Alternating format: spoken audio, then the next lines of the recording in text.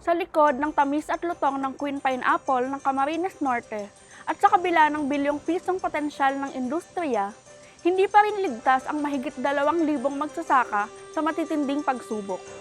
Mula sa pananalasa ng mealybug wilt disease hanggang sa mataas na pagkalugi dulot ng mano-mano at tradisyonal na sistemang pigtas at kakulangan ng mga modernong teknolohiya. Tunghayan natin kung paano inilalapit ng pananaliksik at inobasyon ang solusyon upang maisalba ang kabuhayan ng ating mga lokal na magsasaka ng pinya. Pumapangatlo ang rehiyon ng Bicol sa may pinakamataas na produksyon ng pinya sa buong bansa, kung saan nangunguna ang Camarines Norte sa pagpapalago ng tanyag na Queen Pineapple o Formosa. Sa lalawigan lamang, mahigit 4,000 ektarya ang pinagyayaman ng may 2,300 magsasaka na pangunahing umaasa sa industriyang ito.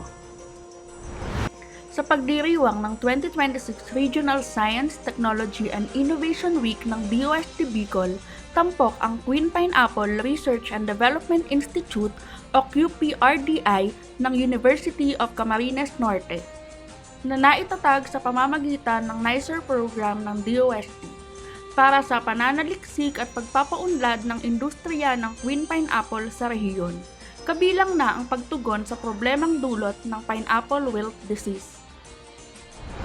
Una-una na ginagawa namin ang Queen Pineapple Research, nakita namin talaga meron akong great challenge when it comes to pest and diseases management. Walang pesticide, walang pesticide, walang fungicide, o walang virucide for that matter na pwede namin gamitin to control. Although, yung ginagamit namin yun, yung resulta ng aming product, ng aming research, na nakita namin itong solution na to, na organic antipathogenic solution, we were so happy to have it kasi una-una, hindi siya delikadong gamitin.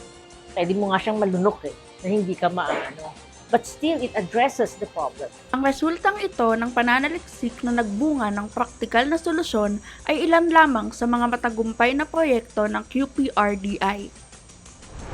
As we celebrate the Regional Science, Technology and Innovation Week here in Daet, Camarines Norte for the whole Bicol region and also the Piñavation, may we continue to recognize the potential within your communities and support innovations that address the needs of your people. Please remember, when knowledge is transformed into action, innovation becomes more than an idea.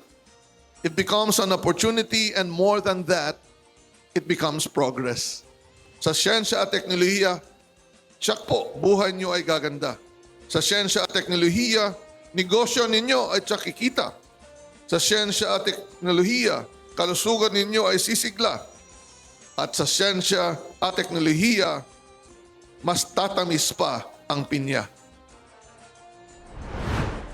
Ang pananaliksik at inobasyon ngayon ay mga praktikal na solusyon.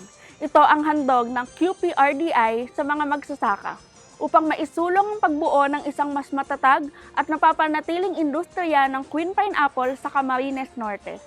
Mula rito sa Daet, Camarines Norte, Rosemary Pelaez para sa DOST Report.